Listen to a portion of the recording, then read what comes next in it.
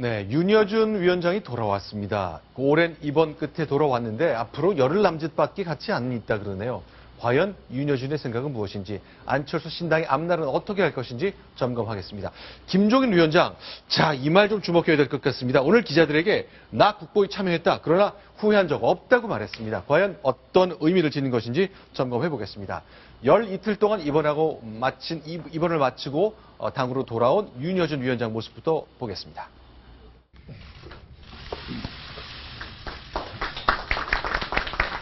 창당 준비 작업 초창기 가장 필요로 하는 시기에 가장 쓸모없는 존재처럼 돼버린 이 셈에 대해서 그에 대한 죄송스러운 마음 때문에 마음이 편할 때가 별로 없었습니다. 우리 한상진 위원장님을 믿고 몸 회복을 하는데 애를 쓰고, 한편으로는 최소한도 그저 회의는 나와서 여러분 하시는 말씀 듣는 그 정도 역할은 제가 할 생각입니다.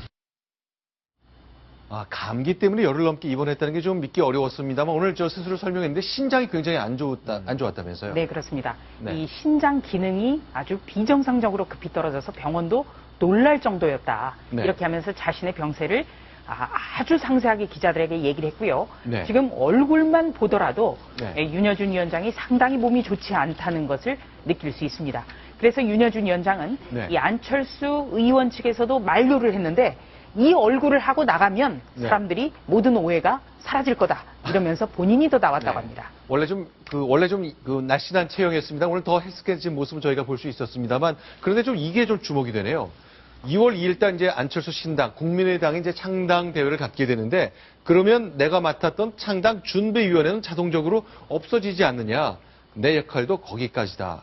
이제 떠난다는 뜻인가요? 어떻게 봐야 되나요? 네, 우선은 윤여준 위원장 주변에서는 지금 얼굴만 봐도 느끼듯이 몸 상태가 정말 좋지 않다. 네. 이런 설명을 하고 있습니다. 그래서 이 2월 2일 날 창당대회를 하면 창준이는 사라지기 때문에 네. 공동 창당 준비위원장의 역할도 그때까지다. 네. 네, 이렇게 볼 수가 있고요. 네. 만약에 정식적으로 어떤 정당이 생겨서 다른 보직을 맡는다면 네. 어떤 역할을 할 수도 있겠지만 네. 또 그것은 그때 가봐야 안다. 네. 이렇게 좀 여지를 남겨놓고 있습니다.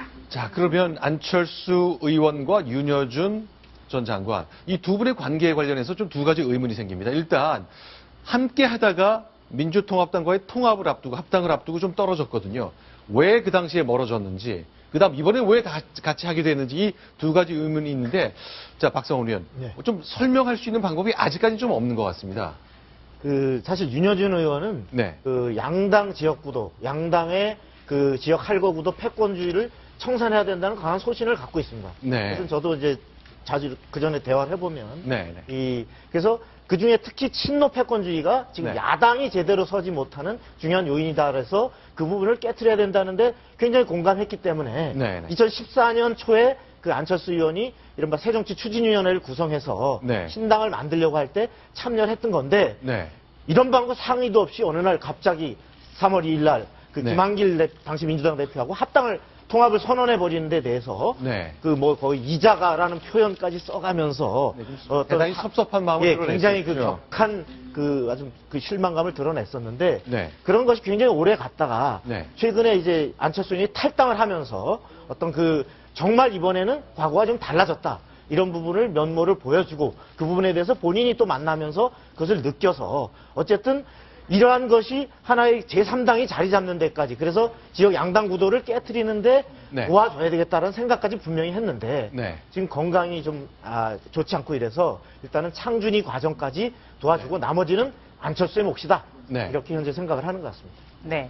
제가 이 윤여준 위원장이라든지 국민의당 쪽 사람들한테 물어보니까요. 네. 이 윤여준 위원장 같은 경우에는 지금 친노 강경파는 너무나 편협하니까 그 사람들과는 안 된다. 아하. 이 생각이었다고 합니다. 네. 그러니까 2014년 3월 2일 날 합당한 것은 친노 세력과 잡는 네. 그것이 되는 거죠. 네. 그렇기 때문에 그 단계에서는 반대를 했고 지금은 이 친노 강경파 세력이 더불어민주당에 남아있는 상황에서 어떤 그쪽이 빠졌기 때문에 지금은 다시 함께 할 수 있다. 이렇게 간단히 보면 된다는 그런 설명을 네. 전해왔습니다. 알겠습니다. 자, 윤여준 의원, 전 환경부 장관, 책사로 불리기 때문에 과연 이분이 안철수 의원과 어떤 행보를 같이 할지, 아니면 또 거리를 계속 둘지, 앞으로 좀 관전 포인트가 될 것 같습니다. 일단 2월 2일까지는 같이 일한다. 그 이후는 좀 지켜봐야 되겠다가 저희가 드릴 수 있는 설명인 것 같습니다. 자, 그런데 오늘 야당에서요, 문자 하나가 왔는데, 야, 이거 어떻게 된 건가 싶은 궁금증을 낳는 게 있습니다. 김관영 의원, 최근에 더불어민주당에서 탈당해서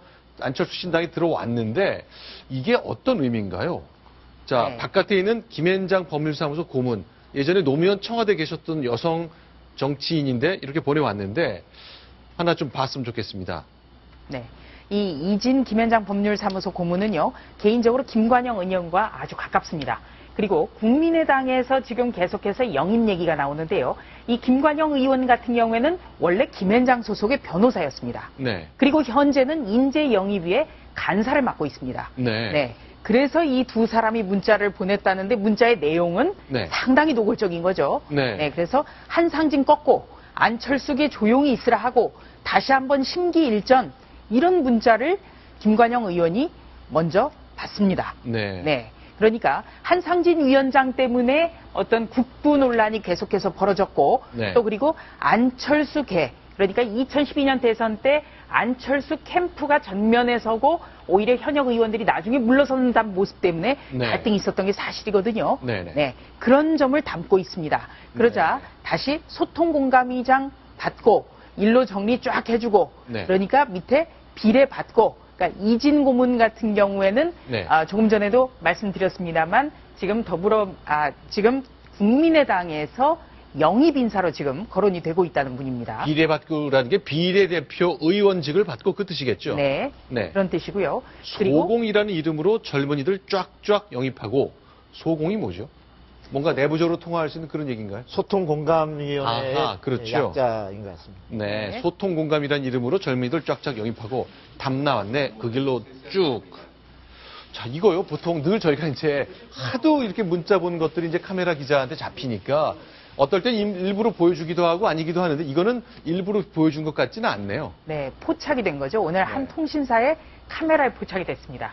정말 자, 이제 그럼- 퇴위장에서는 더더욱이 조심을 해야 되는데요. 네. 특히 김관영 의원 같은 경우에는 김한길계로 분류가 되기 때문에 네. 이거 정말 김한길계 자체가 네. 이 안철수 의원의 2012년 대선 캠프 출신들이 전면에 포진한 거에 대해서 네. 반감을 갖고 있는 거 아니냐 네. 이런 관측이 나오고 있습니다.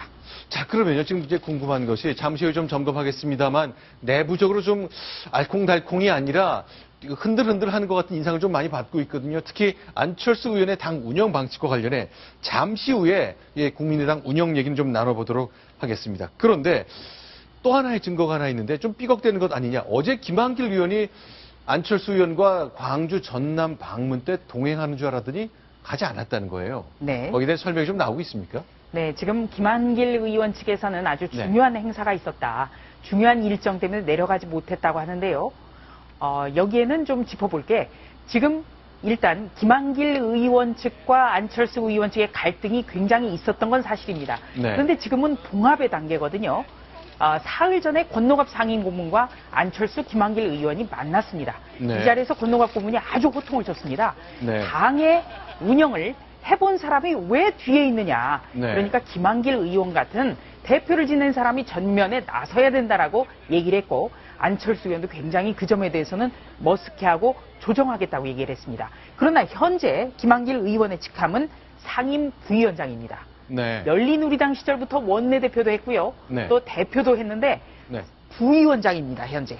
아, 부위원장. 예, 그래서 현재의 부위원장으로서는 공식 행사에 가지 않겠다라는 그런 의지의 표현도 담겨 있을 것이라는 분석이 나오는 겁니다. 네, 그러니까 안철수 의원이 김한길 의원이 대표를 지낸 어떤 인사답게 처신을 할 수 있게끔 네. 지금 이제 직급이라든지 모든 사람의 역할을 조정해야 전면에 김한길 의원도 나설 수 있을 것 같습니다. 자, 그렇죠. 이제 여러 가지 연설문도 준비하고 할 얘기를 메시지를 준비했습니다만, 자, 이거 예전에는 합당의 공동 파트너였고 공동 대표도 지냈습니다만 안철수 김한길, 또 김한길, 안철수도 정치인의 위상과 역할이라는 것이 합당하게 주어지지 않다는 그 불만이 좀 나오고 있는 것 같네요. 이건 하나 어떻습니까? 박성원 국장. 이게요, 이런 문자가 왔는데 역시 국민의당, 안철수 신당에서 오갔던 겁니다. 자, 누가 칼럼을 썼나 봐요. 그런데 자, 문대인 대표 측이 주말에 광주 상륙 작전을 하는데 이걸 무력화시키려면 이 칼럼 글을 텍스트로 바꿔가지고 카페 그리고 카카오톡방 이런데 쭉 많이 퍼뜨렸으면 좋겠다. 좀 대응을 좀 잘 하자 그런 뜻입니다. 그 더불어민주당을 그 호남에서 견제할 수 있는 네. 그런 논리가 이렇게 탄탄하게 들어가 있는 칼럼은 당연히 뭐 국민의당으로서는 네. 여기저기 그 온라인 상에 이렇게 또 퍼뜨릴 수 있는, 과거는 이런 걸 흔히 구전 홍보라 그래서 네. 조직을 통해서 이렇게 막 그 여론을 퍼뜨렸지만 요새는 저런 형식으로 많이 하는데요. 네. 사실 뭐 이거는 일상적인 어떤 일이라고 볼 수 있고, 제가 볼 때 아까 그 굉장히 주목해야 될 대목은 네. 김관영 의원이 아까 다시 이렇게 노출시켰던 그 문자 있잖아요. 네, 네. 이것은 이진이라는 분이 보냈다는 게 중요한 게 아니라 네. 김관영 의원이 왜 포착 당했을까? 네. 이 부분이 굉장히 중요하다고 봅니다. 아하. 지금 사실은 당내에서 네. 김한길 의원을 필두로 해서 말하면 탈당파 의원들, 네. 탈당에서 와 있는 현역 의원들과 네. 이른바 안철수 의원의 원래 새정추 당시부터 해서 현재 안철수 2기라고 하는 그 네. 안철수 측근들 그룹 간에 상당한 앞으로 분란이 될 수 있는 소지가 여기 노출되는 건데, 아까 김한길 의원의 광주행 불참과도 네. 마찬가지로 지금 보면은 박영선 그 의원이 네. 이쪽으로 올 수도 있었는데 여기 대표직을 제안받고도 여러 고민하다가 결국 주저앉았다. 네. 이런 것들이 당내의 안철수계 그 측근들이 네. 박영선 의원이나 다른 그 어떤 세력들을 의원들이 오는 것을 가로막고 있다. 네. 이런 불만이 상당히 그 의원 그룹에서는 지금 팽배해 있습니다. 저런 어떤 불만들이 상당히 이렇게 갈등이 표출되고 있는 하나의 단초로 보입니다. 알겠습니다. 자, 그러면요. 그동안 이제 많은 노력을 했습니다만 정의화 국회의장도 영입하겠다는 뜻도 밝히고 그랬잖아요. 그래서 오늘 국회의장이 직접 기자들을 만나고 그랬는데 대단히 불쾌해하는 것 같습니다. 나는 지금 해야 할 일이 맞고 또 법에 따라 내가 무소속을 자리를 위주하고 있는데 왜 이런 말이 나왔냐. 심히 유감이라 했습니다. 같이 들어보겠습니다. 여러분들은 내 인격을 알잖아요. 내가 날 어디 가서 강조하는 게 뭐냐 하면 보온입니다. 보온. 정의화가 잘나서 국회의장 된 거 아니잖아요. 새누리당의 그 후보로 새누리당의 은혜를 입어서 된 사람이잖아요. 근데 내가 배은망덕한 짓 하겠어요? 근데 왜 그런 이야기가 그 내가 어떻게 하는지. 나는 배은망덕한 짓 안 하니까. 네, 일단 뭐 와주신다면 뭐 환영합니다. 이 뜻이겠습니다만 어쨌건 국민의당 지금까지 보면 인재 영입, 외부 인사 영입의 속도는 좀 뒤처진 것 같습니다. 주말 이후의 결과를 좀 봐야 될 것 같네요. 자, 이번엔 좀 새로운 야당 얘기 더 해보겠습니다. 더불어민주당 얘기인데 오늘 김종인 위원장이 카메라 앞에 직접 섰습니다. 나 국보위 참여 후회하지 않는다. 그 임성 직접 듣겠습니다. 국보위 관련해서 왜 그것이 문제가 되는지 난 내 스스로는 뭐 잘 모르겠는데 어떠한 결정을 해가지고 참여한 일에 대해서 스스로 내가 후회를 한 적이 없어요. 내가 국보위에 참여하게 된 계기는 부가가치 도입을 갖다가 하는데 역할을 한 사람인데, 야, 지금 부가가치세가 폐지하면은 우리 세제에 큰 혼란이 올 거라는 내 생각이 들어서 이것만큼은 막아야 되겠다는 이런 생각에서 내가 사실은 국보위의 그 요청을 받아들였던 거예요. 자, 후회하지 않는다. 나는 부가가치세법 그거 잡으러 갔지 뭐 내가 딴 뜻 없었다. 그런 취지죠. 네, 그런데 네. 지금 국보위 참여해서 한 역할이 중요한 게 아니고요. 네. 국보위가 과연 어떤 기관이었던가 네. 이걸 생각 극히 반민주적인 기관이었다는 건 누구나 네. 알고 있지 않습니까? 네. 만일 내 능력이 아무리 뛰어나더라도 네. 우리 국민의 그 민주적인 열망에 그 반하는 국보에 참석했다면요. 제가 그 김종인 위원장 입장이라면은 네. 정치를 그만두는 게 맞지 않을까요? 또 말년에 네. 그런 그 전력을 두고, 왜냐하면 나 말고도 이 국가에 기여할 수 있는 사람이 얼마나 많은가 그걸 네. 생각하면 꼭 국보에 참여해서 벌써 이런 전력을 가진 사람이 이런 더민주당에 참여해야 되느냐, 이론과 이념과 이런 게 완전히 다른. 그래서 저는 저 부분에 대해서 지금 김종인 위원장은 국보에 참여가 왜 잘못된 건지 모르겠다는데 그게 정말 모르고 말씀하시는지 네. 그게 더 의문입니다. 네. 자, 일단 이 당시가 이제 국보위가 생긴 게 1980년 5월 언저리인데 그 당시 광주 민주화 운동이 있었기 때문에 자, 호남 민심에 잔뜩 공을 들였던 더불어민주당에서는 오늘 김종인 위원장이 이 말이 낳을 파장에 관해선 좀 어떤 생각을 갖고 있는지 궁금하네요. 일단 비슷한 과거 경력 때문에 홍역을 좀 치렀던 분이 윤여준 창당준비위원장인데 나는 뭐 논란이 좀 있고 흠결이 있을 수 있다고 보지만 상당히 기여한 것도 있다. 문재인 대표가 좋은 분을 모셨다고 덕담을 내놨네요. 그 이제 윤여준 위원장이 얘기하는 기여라고 하는 것은 네. 현재 그 87년에 헌법 만들 때 네. 그 경제민주화를 조항을 넣어서 말하자면 경제정책의 하나의 중요한 또 우리 헌법의 틀을 갖췄다. 네. 이런 것을 상당히 기여한 걸로 얘기를 하고 있는데 네. 그러나 아마 윤여준 위원장으로서는 같이 오공에 몸담았던 그런 또 네. 동병상련의 그런 생각도 있을 겁니다. 네. 그러나 적어도 그 제1야당, 네. 그 더불어민주당이 아까 그 5.18 광주민주화 항쟁의 그 유혈 사태를 딛고서 출범했던 그리고 네. 권력을 장악하기 위한 그 초헌법적 기구였던 네. 국보위에 그 참여했던 이러한 윤여준 위원장의 그 전력에 대해서 제대로 된 해명 없이 네. 뭐 이렇게 지금 윤여준 위원장은 다른 당에서입니다만 당내에서도 보니까 네. 박영선 의원도 저런 논리로 옹호를 하던데 네. 그렇게 어영비영 그냥 넘어갈 일이 아니고 네. 분명하게 이 부분은 과거에 대해서 잘못된 것이다. 이 부분을 인정할 건 인정하고 그러나 우리는 이분을 왜 모셔야 한다. 이렇게 설명하는 것이 보다 정직한 태도가 아닌가 싶습니다. 네. 김종인 위원장이나 윤여준 위원장이나 공통점이 바로 오공에 몸담았다는 겁니다. 네. 그 김종인 박사 같은 경우에는요, 이 국보위 참여가 논란이 되고 있고 윤여준 의원 같은 경우에도 오공 때 바로 전두환 전 대통령의 비서관을 지냈다는 공통점이 있습니다. 네. 그러나 이 바로 제가 계속해서 이 정체성의 문제를 얘기를 드리는데요. 이 안철수 신당 같은 경우에는 태동 처음부터 중도개혁 정당을 내세웠습니다. 그러니까 보수적인 인사, 그리고 과거에 여권에 몸담았던 분들도 얼마든지 함께할 수 있다는 것을 얘기를 해왔습니다. 그런데 더불어민주당 같은 경우에는요, 진보정당, 그리고 제1야당의 정통성을 처음부터 계속해서 강조와 있습니다.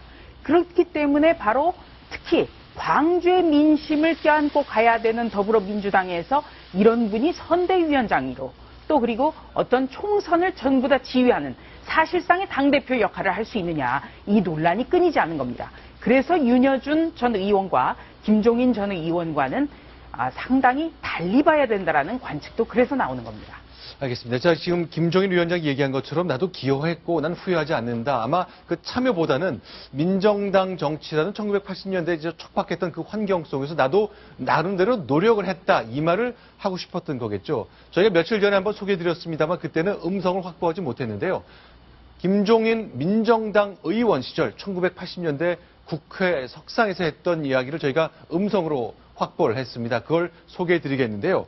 역시 대기업들의 행태도 비판했고 또 소득 격차 등 불평등 문제도 거론은 했습니다. 동시에 전두환 대통령에 대한 여의도 충분히 갖추는 장면 음성으로 지금부터 확인하겠습니다. 특히 우리나라 기업가들의 형태를 보면 자기네들에게 유리할 경우에는 자유주의 시장 경제를 내세워 정부의 정책적 개입을 반대하면서 마땅히 스스로의 책임으로 처리해야 할 문제도 분리할 경우에는 정부의 책임을 떠맡기는 심정이 아닙니까? 최우선순위 정책 과제는 산업화에 따른 계층 간의 격차 심화를 해결하는가 하는 문제입니다. 계층 간의 격차감으로 야기된 정책의 제시는 민주화에 대한 원리적 주장보다 더욱 긴급한 과제입니다.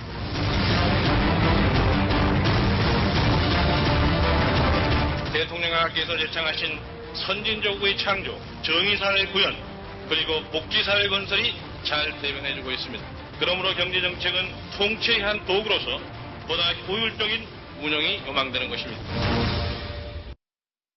네, 1985년 당시 대정부 질문, 1985년 2.12 총선을 통해 출범한 12대 국회 때 있었던 경제 분야 대정부 질문 모습입니다. 근데 그걸 보면서 지금 이제 녹음을 들으면서 네. 저 말 당연히 지극한 말이고 누구나 할 수 있는 말입니다. 네. 그래서 제가 아까 드린 말씀이 어떤 저런 걸 몰라서 누가 지금 정치를 못하고 하는 게 아니거든요. 네. 그래서 저 정도 인물이 되려면 도덕성이 더 먼저 우선시돼야 되고 자기의 정체성 아까 우리 조 차장님 말씀하신 데 그런 게 더 중요하다. 네. 왜 자꾸 그런데도 그 낡은 인물들을 재활용하느냐. 여기에 대해서 그 더불어민주당도 해답을 내놔야 한다고 생각합니다.